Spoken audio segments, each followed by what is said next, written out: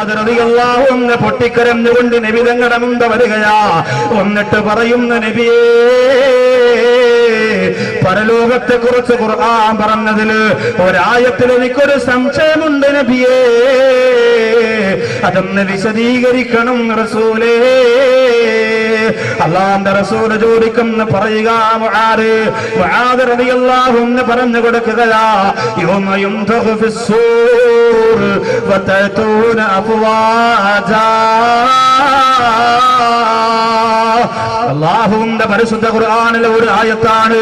ഖുർആൻ ഓടി വരുമ്പോൾ നമുക്ക് കാണാൻ കഴിയുന്നതാണ് പ്രിയപ്പെട്ടവരെ. യൗമ യുൻഫഖു ഫിസ്സൂർ വതഅതൂന അഫ്വാജാ. സൂറെന്ന കാഹളത്തിൽ ഊതപ്പെടുമ്പോൾ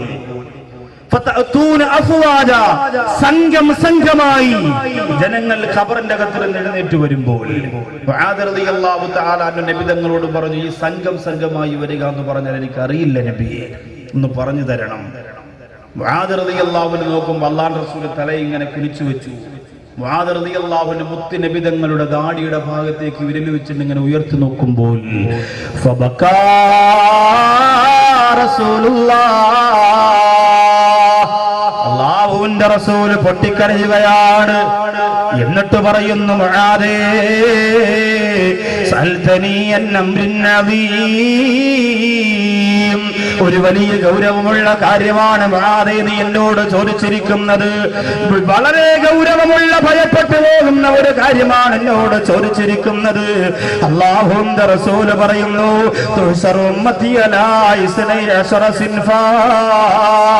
ഖബറിന്റെ അകത്തുന്ന പരലോകത്തേക്ക് മനുഷ്യർ എഴുന്നേറ്റ് വരുമ്പോ 12 വിഭാഗമായി വരുന്നതാണ് മുആദ്. വല്ലപ്പുഴയിലെ ചെമ്മൻകുടിയിൽ വന്ന ഉമ്മമാരെ പാരിതോഷികം വാങ്ങാൻ വേണ്ടി കടന്നു ചെല്ലുകയാ. അല്ലാഹുവിന്റെ കോടതിയിലെ പരലോകത്തെ പാരിതോഷികം വാങ്ങാ ഖബറിന്റെ അകത്തിലും എഴുന്നേറ്റ് ചെല്ലുന്ന ചെമ്മൻകുടിയിലെ ഉമ്മ. അല്ലാഹുവിന്റെ റസൂല് പറയുന്നു, 12 വിഭാഗമായിട്ടാണ് എഴുന്നേറ്റ് വരുന്നത്.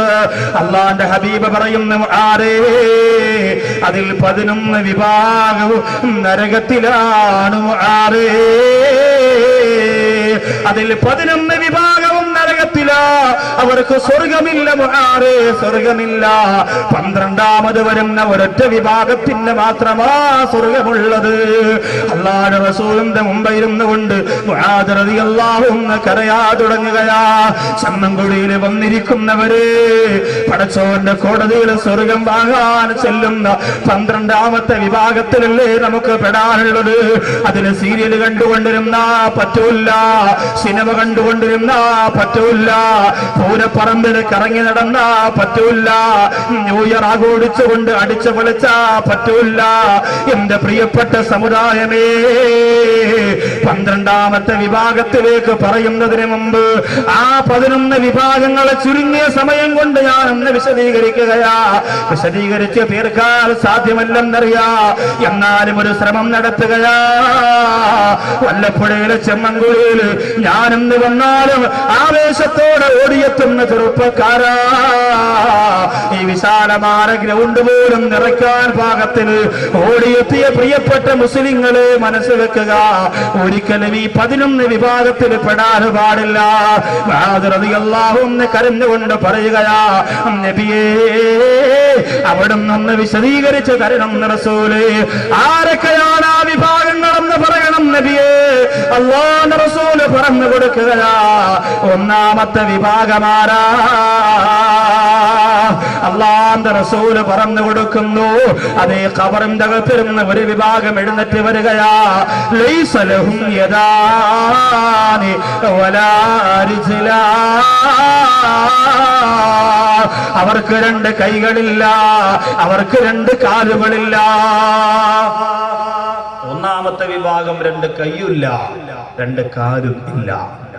അല്ലാഹുവിന്റെ കോടതിയിൽ ഖബറിന്റെ അകത്ത് നിന്ന് എഴുന്നേറ്റ് വരുന്ന 1ാമത്തെ വിഭാഗം 2 കൈയും അവർക്കില്ല, 2 കാലുകളും ഇല്ല. അടക്കുമ്പോൾ 2 കൈയുമുണ്ട്, 2 കാലുമുണ്ട്.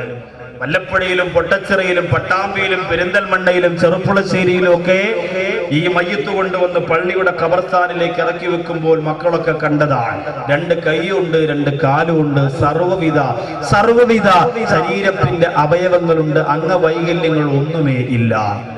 പക്ഷെ ഇവിടെ ഖബറിന്റെ അകത്ത് നിന്ന് എഴുന്നേറ്റ് വരുന്ന ഒന്നാമത്തെ വിഭാഗം ലൈസ ലഹും യദാനി വലാ അർജലാൻ, അവർക്ക് 2 കൈകളും ഇല്ല, 2 കാലുകളും ഇല്ല. അല്ലാഹുവിന്റെ റസൂലിനോട് മുആദ് റളിയല്ലാഹു അൻഹു കരഞ്ഞുകൊണ്ട് പറയുന്ന നബിയേ, അവരെന്ത് തെറ്റ് ചെയ്തതിന്റെ പേരിലാണ് അള്ളാഹു അവരെ അങ്ങനെ കൊണ്ടുപോകുന്നത്? എന്ത് തെറ്റ് ചെയ്തതാണെങ്കിലും നബിയേ, ആ തെറ്റ് മുആദിന്റെ ജീവിതത്തിൽ ഉണ്ടാവൂല റസൂല്. അത് എന്ത് തെറ്റാണെങ്കിലും മുആദിന്റെ ജീവിതത്തിൽ ആ തെറ്റില്ല നബിയേ. എന്റെ ചെമ്മൻകുടിയിൽ വന്നിരിക്കുന്ന വിശ്വാസിനികളോട് ചോദിക്കട്ടെ, നിങ്ങൾക്ക് തീരുമാനമെടുക്കാൻ പറ്റോ? ഈ മനോഹരമായ വിജ്ഞാന നഗരിയിലിരുന്നു കൊണ്ട് അല്ലാഹുവേ, ആ തെറ്റ് എന്ത് തെറ്റാണെങ്കിലും ഞങ്ങൾ ഇന്നവരെ ചെയ്യൂല അല്ലാ. തീരുമാനം എടുക്കാൻ പറ്റോ? വെള്ളമൊഴിക്കാനെങ്കിലും അല്ലെങ്കിൽ ഇപ്പൊ വേറെ തീരുമാനം ഞാൻ എടുക്കും. ഒരു കാരണവശാലും ആ തെറ്റ് നമ്മൾ ചെയ്യില്ല എന്ന ഉറച്ച ഒരു തീരുമാനമെടുക്കാൻ ഈ സദസ്സിലിരിക്കുന്ന നിങ്ങൾക്ക് ഇൻഷാ അല്ലാഹ് സാധിക്കണം. കാരണം ഖബറിന്റെ അകത്ത് നിന്ന് എഴുന്നേറ്റ് വരുന്ന ഒരു സമാധാനത്തിന് രക്ഷയ്ക്ക് വേണ്ടി അള്ളാഹുവിന്റെ കോടതിയിൽ കൈനീട്ടി നിൽക്കുന്ന സമയം ലൈസ ലഹും യദാനി വലാ റിജ്ലാൻ, 2 കൈയുമില്ല, 2 കാലുമില്ല. ആ ഒരു അവസ്ഥയിൽ വരും. അപ്പോ 2 കൈയുമില്ല, 2 കാലുമില്ല, ലൈസ ലഹും യദാനി വലാ റിജ്ലാൻ, 2 കൈയുമില്ല, 2 കാലുമില്ല. ആകെ ആ പരിഭ്രാന്തി വരുത്തുന്ന ദിവസം അങ്ങനെ വരുന്നവർ ആരാണ് നബിയെ? നിങ്ങൾക്ക് അങ്ങനെ പോകാൻ ആഗ്രഹമുണ്ടോ? നിങ്ങൾക്ക് ആഗ്രഹമുണ്ടോ? ഇതെങ്ങനെ ഇരിക്കണം, അന്തം വിട്ട് വെള്ളത്തിയുടെ കോഴിയെ പോലെ അങ്ങനെ പോകാനാണോ താല്പര്യം? ഒരിക്കലും ഇല്ലല്ലോ അല്ലേ? മുമ്പൊരു ഉസ്താദ് പ്രസംഗിച്ചപ്പോൾ ചോദിച്ചു, സ്വർഗത്തിൽ പോകാൻ ആഗ്രഹമുള്ളവർ കൈവെക്കാൻ പറഞ്ഞു. എല്ലാവരും കൈവെക്കി, ഒരാൾ മാത്രമേ ഉറങ്ങിപ്പോയി. അപ്പോൾ എല്ലാവരും ഉസ്താദ് ചോദിച്ചു, നരകത്തിൽ പോകാൻ ആഗ്രഹമുള്ളവർ എഴുന്നേക്കാൻ പറഞ്ഞു. അപ്പോൾ പെട്ടെന്ന് കണ്ണുറന്നപ്പോൾ എഴുന്നേക്കാൻ പറഞ്ഞാൽ മാത്രമേ പറ്റുള്ളൂ. അവൻ ചാടിയൊക്കെ എഴുന്നേറ്റ്. അല്ലാഹു, എല്ലാവരും നോക്കണം, പടച്ചവരെ ഇത്രയും കഷ്ടപ്പെട്ട് വാതയൊക്കെ വന്നിട്ട് 4ാമത്തെ വർഷത്തെ വാള ഫുള്ള് ആദ്യം മുതൽ അവസാനം വരെ കേട്ടില്ല. അവർ നരകത്തിൽ പോകാനാണ് ആഗ്രഹം. അപ്പൊ അവൻ കുടുങ്ങി നിൽക്കുകയാണ്. എന്തായാലും ഇപ്പോഴത്തെ മക്കളെ പോലല്ല, അവൻ നല്ല പവറായിരുന്നു. അവൻ എന്തായാലും കുടുങ്ങി, ജനങ്ങളുടെ മുമ്പ് നാണം കെട്ടി, ഇനി രക്ഷപ്പെടല്ലേ. നേരെ സ്റ്റേജിൽ കയറി വന്നു, സാറേ ഞാൻ നരകത്തിൽ പോകാൻ ആഗ്രഹിക്കുന്നതിന്റെ കാരണം ഞാൻ ജനങ്ങളോട് പറഞ്ഞു കൊടുക്കാൻ പോകുന്നു പറഞ്ഞു. എന്നിട്ട് അവൻ, എന്തേ നീ നരകത്തിൽ പോകാൻ ആഗ്രഹിക്കുന്നതെന്ന് ചോദിച്ചപ്പോൾ അവൻ വന്ന് മൈക്കിലൂടെ പറയാം, ഞാൻ നരകത്തിൽ പോകാൻ ആഗ്രഹിക്കുന്നത് വേറൊന്നും കൊണ്ടല്ല. നരകത്തിൽ പോകാൻ ആഗ്രഹിക്കുന്നവർ എഴുന്നേക്കാൻ പറഞ്ഞപ്പോൾ ഞാൻ കണ്ണൂർ നോക്കിയപ്പോൾ ഉസ്താദ് മാത്രമേ ഉള്ളൂ, ഒറ്റയ്ക്കല്ലേ ഉള്ളൂ. ഉസ്താദ് 3 ദിവസം പാന്ന് പറഞ്ഞ് ഒറ്റയ്ക്ക് നരകത്തിൽ പോണ്ട, കമ്പനിക്ക് ഞാനിവിടെ വരാമെന്ന് പറഞ്ഞു വന്നതാണ്. അപ്പൊ ചില ആൾക്കാരെങ്ങനെയാണ്, ചില സദസ്സിലിരുന്നു കൊണ്ട് മുഴുവനായിട്ട് ചിലപ്പോൾ കേൾക്കാൻ കഴിയില്ല, ചിലപ്പോൾ ഉറങ്ങിപ്പോകും, ചിലപ്പോൾ ശ്രദ്ധ നഷ്ടപ്പെട്ടു പോകും. അങ്ങനെ ആയാൽ 11ാമത്തെ വിഭാഗം പറഞ്ഞാലും നിങ്ങൾ ചിലപ്പോൾ കൈകാലില്ലാത്ത വിഭാഗത്തിലേക്ക് കിടക്കുള്ളൂ. അതിൽ മാറണം. 1ാമത്തെ വിഭാഗം 2 കൈയില്ല, 2 കാലുമില്ല. എവിടെയാണ് കൊണ്ടുവരുന്നത്? ജനങ്ങളാകെ ഭയന്നു പോകുന്ന മഹ്ശറ, നമ്മുടെ ജീവിതത്തിലാകെ പ്രതീക്ഷയുള്ള പരലോകമാണ്. ആരെന്ത് പറഞ്ഞാലും അല്ലാഹ് അവിടെ നിന്റെ സമാധാനം, നിന്റെ സഹായം നമുക്ക് ലഭിക്കുമല്ലോ എന്ന് ചിന്തിക്കുന്ന മഹ്ശറ, ആ മഹ്ശറയിലേക്ക് ജനങ്ങൾ കടന്നു വരികയാ. ലൈസ ലഹും യദാനി വലാ റിജ്ലാൻ, 2 കൈകളില്ല, 2 കാലുകളില്ല. മുആദ് റളിയല്ലാഹു അൻഹു കരഞ്ഞുകൊണ്ട് പറയുകയാ, ഒന്ന് വിശദീകരിച്ച് തരണം നബിയേ, അവരാരാണെന്നൊന്ന് പറഞ്ഞു തരണം നബിയേ. ഞാൻ ഒരിക്കലും ആ വിഭാഗം ചെയ്യുന്ന തെറ്റ് ചെയ്യൂല നബിയേ. എന്റെ മുമ്പിൽ ഇരിക്കുന്നവരെ നിങ്ങൾ ആ തെറ്റ് ചെയ്യാൻ പാടില്ല. അല്ലാഹുവിന്റെ റസൂൽ പറയുന്നു, ഫയുനാദിൽ മുനാദി മിൻ ഖിബലിർ റഹ്മാൻ, അവരങ്ങനെ 2 കൈയില്ലാതെ കാലില്ലാതെ ഖബറിന്റെ അകത്തിരുന്ന് ഇങ്ങനെ വരികയാണ്. സുബ്ഹാനല്ലാഹ്, നടക്കാൻ കഴിയൂല, ഇടയാൻ കഴിയൂല. എന്തോ ഒരു നികൃഷ്ടമായ വസ്തു ഇങ്ങനെ നീങ്ങി വരുന്ന പോലെ ഖബറിന്റെ അകത്തിരുന്ന് എഴുന്നേറ്റിട്ട് ചുട്ടുപൊള്ളുന്ന മഹ്ശറാവൻസഭയിലൂടെ കൊണ്ടുവരികയാണ്. അല്ലാഹുവിന്റെ ഭാഗത്തിരുന്ന് വിളിച്ചു പറയുന്നു, ഇവരാരെന്നറിയോ? എന്റെ ചെമ്മൻകുടിയിൽ നിറഞ്ഞിരിക്കുന്ന സഹോദരങ്ങളെ, അവരാരെന്നറിയോ? അവരാരെന്നറിയോ? അല്ലാഹുവിന്റെ റസൂൽ പറയുന്ന മുആദ് ആ ലോകത്ത് തന്നെ വിളിച്ചു പറയുകയാണ് പരസ്യമായി.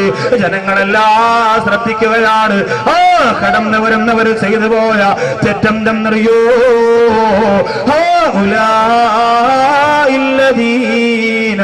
യുദൂനൽ ജീറാൻ. അവർ അയൽവാസികളെ ഉപദ്രവിച്ചവരാണ്. അത്രേ ഉള്ളൂ. ചെറിയ, നമ്മൾ കാണുന്ന ഏറ്റവും ചെറിയ ഒരു തെറ്റ് നമുക്കതൊരു വലിയ തെറ്റായിട്ട് തോന്നിയിട്ടില്ലല്ലോ, അയൽവാസികളെ ഉപദ്രവിക്കാൻ. ഇപ്പൊ പല സഹോദരിമാരും അങ്ങോട്ടും ഇങ്ങോട്ടും നോക്കും, അള്ളാഹുവേ പണി കിട്ടിയല്ലോ റബ്ബേ. കാരണം എന്താ? തട ജോലി കുറ്റിയടിയാണ്. എവിടെ കുറ്റിയടി? അതിരുകല്ല് മാറ്റിവെക്കലും തോണ്ടലും. രാത്രി മഴ പെയ്യുന്ന സമയത്ത് ഭർത്താവിന് ഇങ്ങനെ കുട പിടിച്ചു കൊടുക്കും, ഭർത്താവ് വന്ന് മൺവട്ടി കൊണ്ട് മാറ്റി വെക്കും. നേരം വിളിക്കുമ്പോൾ ഇബ്രാഹിക്കട ബാത്റൂമോ അമ്മൂഞ്ഞാക്കട ഒരിടത്തി കിടക്കണം. അള്ളാഹു അതങ്ങനെ അപ്പുറത്ത് പോയി. എന്തുകൊണ്ടാ ഈ പാതിരാത്രി ഈ പരിപാടിയുണ്ട് പലർക്കും. ഏറ്റവും അധികം ഇന്ന് ലോകത്തടിയുമ്പോൾ നടക്കുന്ന വസ്തു അളക്കുന്ന സമയത്താണ്. ആ സമയത്താണ് അയൽവാസികളുടെ തനി നിറം മനസ്സിലാകുന്നത്. തനിനിറം കാണിച്ചേ പറ്റൂ. ചിലർ പറയാം നമ്മൾ മിണ്ടാതെ എന്നാൽ ഉള്ളതും കൂടി വെട്ടിക്കൊണ്ടു പോകും സാറേ, അതുകൊണ്ടാണ് നമ്മൾ ആ സമയത്ത് ഇടപെടുന്നത് എന്ന് ചിലർ പറയാറ്.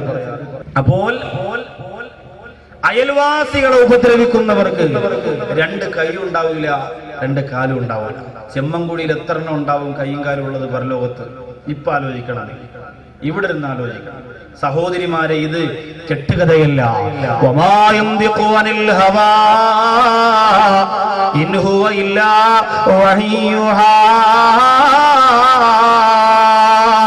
അല്ലാഹുവിന്റെ റസൂൽ തമാശക്ക് പോലും ഒരു കളവ് പറഞ്ഞിട്ടില്ല. പ്രിയപ്പെട്ടവരെ, ആ മുത്തിന്റെ നാവിന്റെ മൊഴികളാണ് ഈ പറഞ്ഞുകൊണ്ടിരിക്കുന്നത്. രണ്ട് കൈയില്ലാതെ ഖബറിന്റെ അകത്ത് കഫൻ തുണിയിൽ പൊതിഞ്ഞു വെക്കുമ്പോ സുബ്ഹാനല്ലാഹ്, ഉമ്മാക്ക് കൈയുണ്ടായിരുന്നു, ഉപ്പാക്ക് കാലുണ്ടായിരുന്നു. ഇന്ന് ഖബറിന്റെ അകത്തിരുന്ന് എഴുന്നേറ്റ് വരുമ്പോ ഒന്നുമില്ല റബ്ബേ. ആ രീതിയിൽ വരുന്നതിന്റെ ഒന്നാമത്തെ കാരണം അല്ലാഹുവിന്റെ റസൂൽ പറഞ്ഞു കൊടുക്കുകയാ, അവരയൽവാസികളെ ബുദ്ധിമുട്ടിച്ചവരാണ്, അവരയൽവാസികളെ വേദനിപ്പിച്ചവരാണ്, അവരയൽവാസികളെ പ്രയാസപ്പെടുത്തിയവരാണ്. സുബ്ഹാനല്ലാഹ്, ആലോചിക്കണം നിങ്ങൾ.